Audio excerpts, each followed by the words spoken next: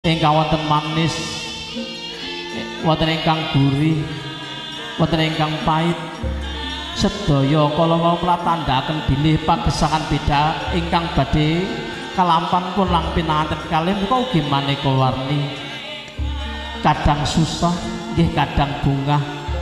Mugi-mugi kanthi panjurung doa panjenengan sami pun lang pinanganten kekalih saged lulus raharja anggen nyongkep yura wonten madyaning bebrayan agung.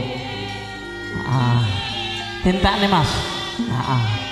Alhamdulillah sing rodok banten ya. Wah, pindahne ketumbing kono. Pripun? Dipendhetne es. Wah, saja njaluk es.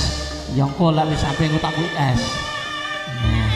Saking para tamu kakung Mbak Putri paripurna upacara adat kerobongan ingkang menika katon dumateng kadang pangrakiting witaswara muga ngelak muling bangsa tumuli